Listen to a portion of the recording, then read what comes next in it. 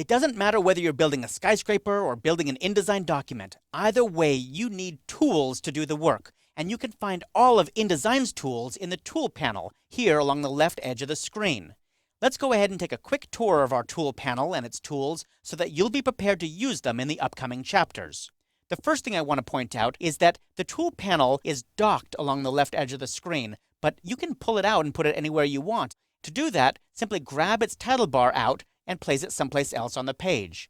You'll see that it is a truly floating panel here. And the cool thing about this is we can change its orientation as well. Right now it's set up to a single column, but if I click this little double arrow, it changes to a single row instead. Some people like that because it matches the control panel above better. You can kind of nudge that up to be right underneath the control panel.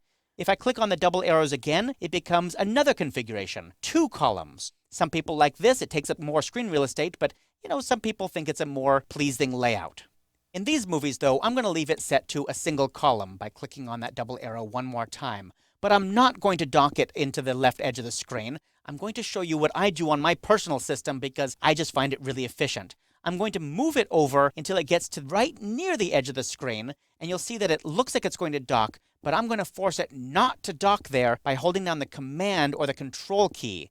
This way it snaps to the edge but does not dock. Now, why would I want to do that? Well, I like doing it that way because I want to dock panels above it. And there's no way to dock a panel above or below the tool panel when the tool panel is docked there. It's just a limitation in InDesign. So I force this to snap to the left edge, but I don't dock it there. And then I open up some other panel that I usually use. For example, I really like Mini Bridge. Mini Bridge is something I'm going to be talking about in some detail in a later chapter. But for now, let's just go ahead and say I love Mini Bridge. I like using it a lot. I want to have it around, and I want to dock it to the left edge of my page. So I brought it up and I resized it, and now I'm going to simply bring it over here to the edge until it docks. And then I'll click on the double arrow to minimize it, and I'll minimize the dock even more by dragging it to the left until all I have is the icon. So again, this is the way I do it on my machine. You don't have to do it this way. I just think it's very efficient to have the tool panel down below and then have other docked panels above it so I can click on them and get to them when I want. So I have some docked over on the left, some docked on the right.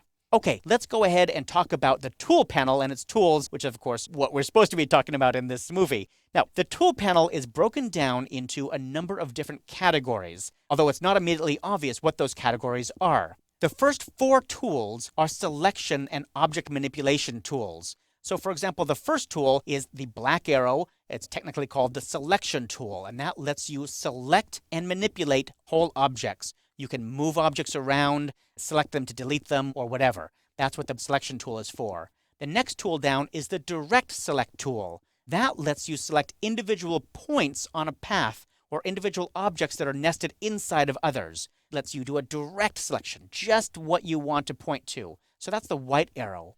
The next tool down is the page tool, and this lets you select an entire page. Even better, it lets you resize that page or move it on the pasteboard. I'll be covering that in more detail later on in this title.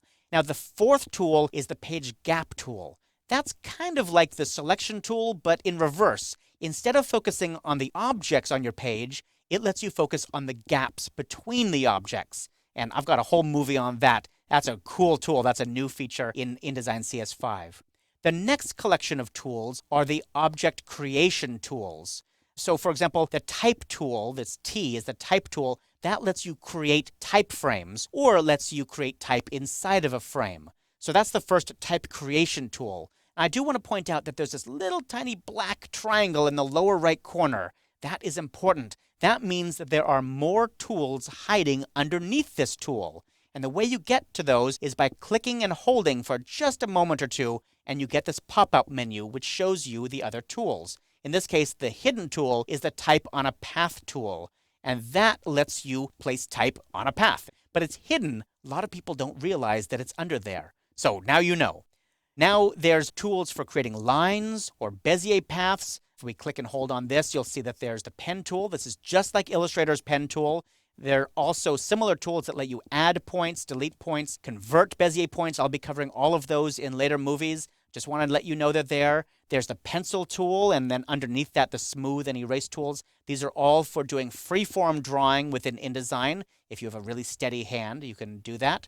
Next, there are frame tools. These are tools that let you make frames that you can put pictures into, graphics, or other objects inside of. And there's actually two sets of tools here. There's a rectangle frame, the ellipse frame, and the polygon frame.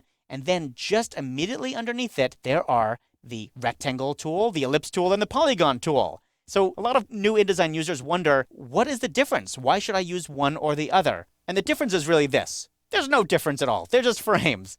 But these, ones that have X's in them, by default have no stroke or fill. So they're just frames without any drawing to them themselves. While the ones underneath, these tools down here, by default have no fill, but they do have a stroke. So that's the one difference that you need to keep in mind. Other than that, there's really no difference.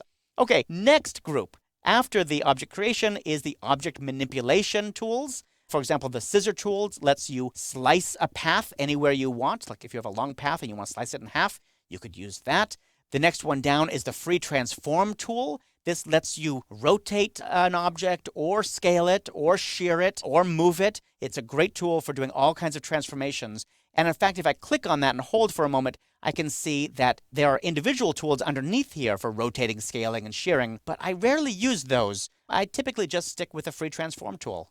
Then there's tools for adjusting the gradient within an object. If you have a gradient fill or gradient stroke, you can change that gradient with the gradient tool or with the gradient feather tool. The gradient feather is a way to blend transparency, not to another color, but to actually blend to transparency. So that's what that tool is all about. Now, the next group is sort of miscellaneous. There's the note tool. The note tool lets you add annotations inside any kind of text frame. The eyedropper tool lets you copy formatting from one object or one piece of text to another. And that's kind of helpful. Underneath there's a measurement tool, which lets you measure objects. These are all sort of miscellaneous. They're really helpful, but you're just not going to use those quite as often. And then finally, we have the hand tool and the zoom tool. And we covered those in earlier movies, the ability to pan around your page or to zoom in and out of your page. At the bottom of the tool panel, there are some controls for changing the fill or stroke of any object that you have selected on your page.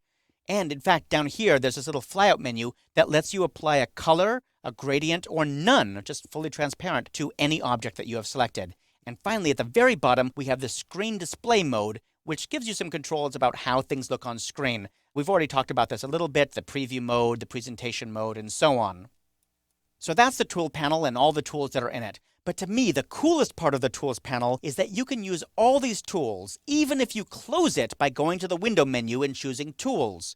How? Well, every tool and feature in the tools panel has an equivalent keyboard shortcut. And in the next movie, we'll not only explore those shortcuts, but even look at how to make your own.